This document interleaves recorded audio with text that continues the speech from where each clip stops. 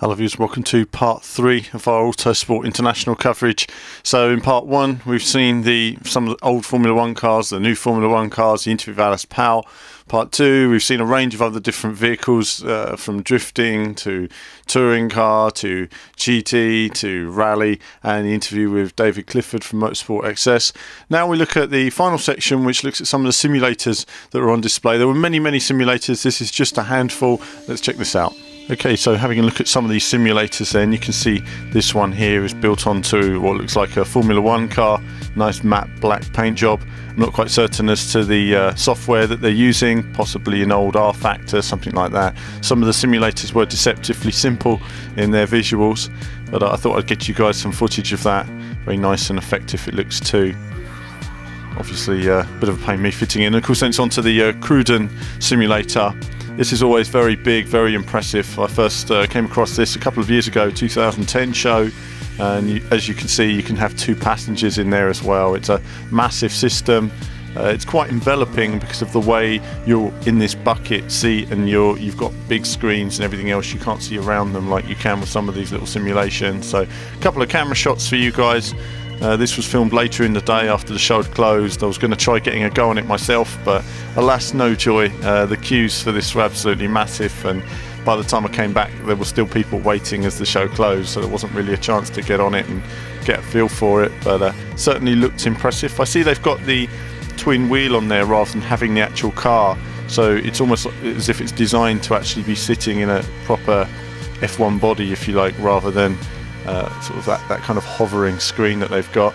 Another car here, again, unfortunately I have tried fitting in these before, and being just over 6'6", I struggle with some of these, not just with the leg room but with my arms. The steering wheel, they can't extend it further away, which means I just can't drive the car properly. But much better graphics in this one.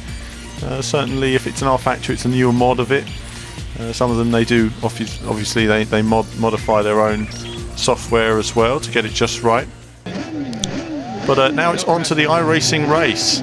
So this is the big event of today, and we're running behind the safety car now.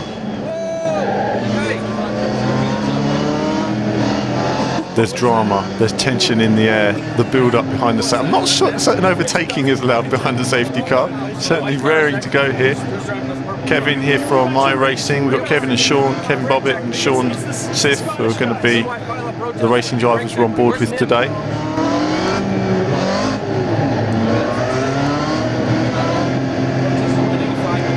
The tyres. Remind you, the sporting code is still in effect.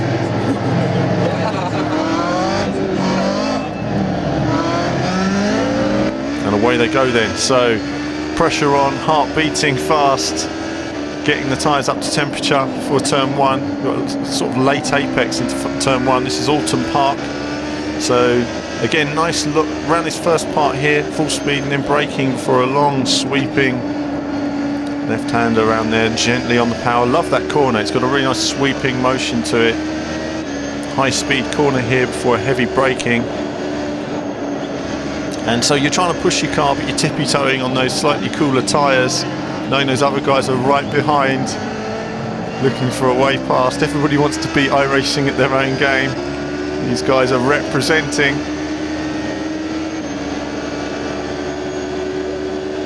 And down this straight here, not using the chicane on the slow chicane on this version of the circuit.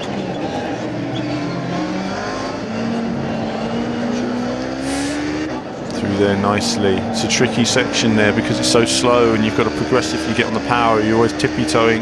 Looks like Kevin's pulled out a bit of a lead on that section, took it really well. Focused on getting the job done. Now we're looking at, I don't know what rig this is. This is using a D-Box, obviously 3-screen display that looks amazingly impressive for iRacing. When you're in that and it's kicking you in the back every time you're racing, it really is a fantastic feeling that iRacing gives you.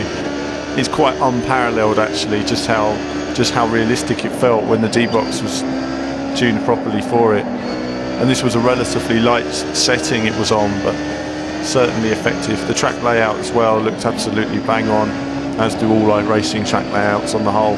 I've not come across any that have any glaring issues. Really nice detail. So he's focusing here. It's a combination of pushing but also staying within your own limit, because if you push over your limit you can spin out at any time.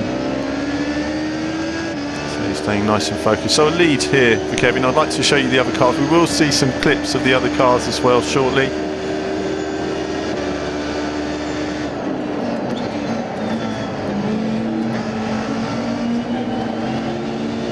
Focusing on getting through that slow chicane, getting through a slow section, gently on the power, up the hill. It's the slow sections where you really need to be very progressive. You know, you want to go, but you've got to feel the grip first, because if you just go too fast, you know, the wheels will spin out and it's all over for you before you know it, and that will cost you a lot more time than just taking it slow into a corner, especially when you've got a lead. So he's built a bit of a rhythm on a few of those corners. This is good show from Kevin so far.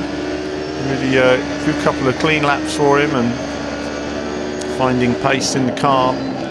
Pulling out a bit of a lead over the guys behind him who are still hanging on back there somewhere.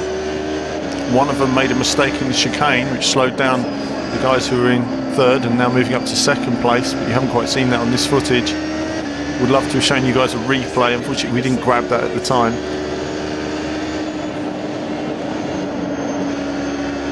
So focus around that committed high-speed section. There's a slight lift before coming into this slow corner. It's nice and banked. Lovely feeling to it when you can get on the power on the exit. Really nice flowing corner. Great course. It's nice undulations, corner variations. Got a nice high-speed feeling. Again, braking early here because you want to get in nice and early to this. The car almost understeers a little bit through here, so you're always trying to compensate for that. Same with up the hill. Bit of communication with Sean, his teammate here, who's egging him on the whole time, giving him feedback on the other cars where they are. There is drama that's going on behind the camera right now between the other cars, trying to gain the gap. Kevin still feels he's under some pressure. Oh, and a mistake from him. A mistake. And it shows the guys behind him have made a mistake as well, so it's given him a bit of time. He's getting back on the track now. Let's hear a bit of support from Sean for him.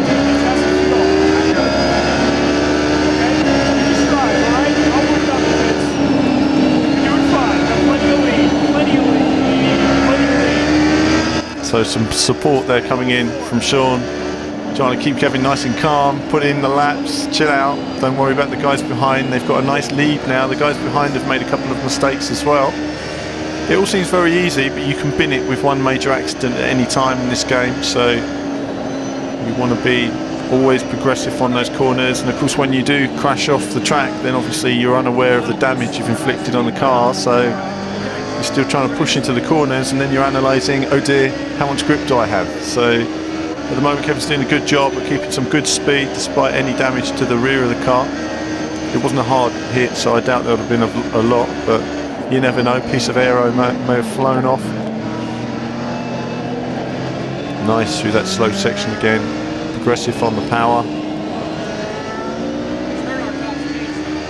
And this is a good result from him. Keeping it together. He's probably going to be heading towards the pits anytime. Keeping a good line there over the bumps as they get ready for their driver change of the day. We can see the other guys there who are currently in second place. Another mistake from Kevin before going into the pits. So he's got to keep it together now, stay calm. Next lap, right? That's okay, yep, you're fine. Keep it going. Work on that lead. Give me some time.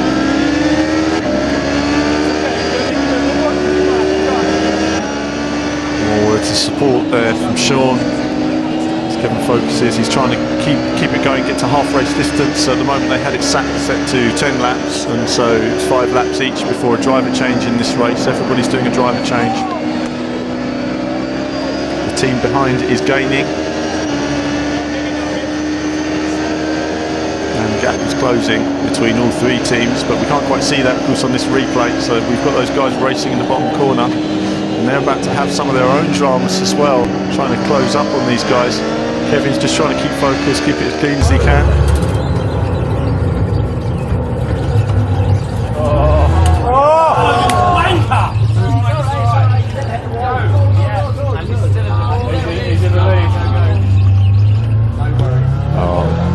The drama. It's all gone a bit wrong there. So, bit of a mistake. They've lost a bit of aero there as well. It's not going to do them any good for the rest of the lap, plus any other damage. Drama for that section of the race. So Kevin continues on, unaffected, unaware of the drama going on. That's actually taking place at another stand in the show. So Autosport International, we've got real Autosport taking place, drama under the roof, and now these guys are in the pits.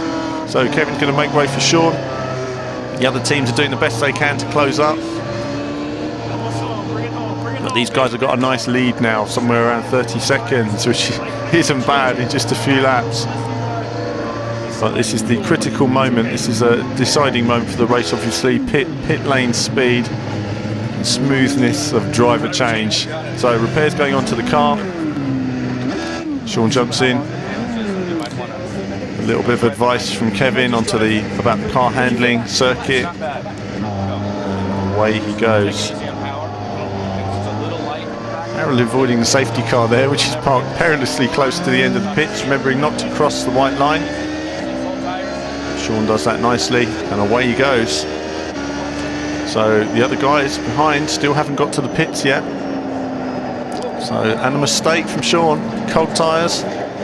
Certainly trying to take it too quick into the corner there. No need for mistakes at this time. They've got, luckily for him, it was a big grass field, otherwise it could have been a barrier and that could have been a disaster for him. But he's back on the road and now he's focusing on his road to victory for Team iRacing. Can he keep it together? The guys behind have lost lots of time. They're down in third place somewhere, I believe, and they're in the pits. So it shows a massive lead for Team iRacing now. Apart from any major mistakes, it's really theirs to lose. The driver change going on. Team 3 there. And that's some of the Radical boys and a few guys from other motor racing stands that are all competing. Their car's being fixed. And they have a disaster. They have a 1 minute pit lane speeding penalty as well to add to the pain. So the iRacing guys here are unaware of that at the moment, but certainly it's given them a good lead. And now Sean just needs to focus on his race. The other guys have both made mistakes. Silly errors, you know, but these creep in when you're nervous and under pressure. But the game really does look fabulous on this 3-screen display. I mean, you have to say, wow, look at it. You know, it just gives you that whole feeling of movement. You can really look towards the apexes. It's a really great feeling in a setup like this. I mean, I sat in it, did a few laps and thought I could play iRacing forever in this machine. It really was a great feeling. And you know, I've not played much iRacing, and it just told me what I've been missing out on. You know, once I get a new PC one day, or when we get a PC sponsor one day, I'll be playing stuff like this all the time. But it really is nice to see it running at a high frame rate, full detail on a display like this. It just transforms the iRacing experience. And with the D-Box as well, you know, the D-Box says, you know, it really does give a convincing feeling of what it's like in a racing car, some of the reactions. I mean, obviously you can't do the G-force effects. I mean, that's a different thing entirely. But as for the way the car's moving around you and the braking and everything, it really is very convincing. I'm always impressed of how D-Box is being integrated into some of these games and experiences and really brings them to life. And there's no other genre of gaming or simulation that can do quite the same as a racing game, simply by virtue of the fact that the controls are identical. So a nice lap here from Sean. He's got into a rhythm now. He's aware from Kevin information that he's miles ahead in the lead. The race has ended earlier than he expected, so he only got a couple of laps in the car. And so that's it for Sean. And now we look at some of the other guys, some of the drama, closing the gap now. Second and third place, neck and neck, they're battling.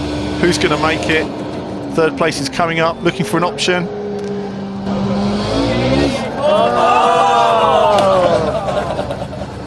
mistake there for him. So that's it. That's confirmed second and third place. But a great race from the iRacing guys.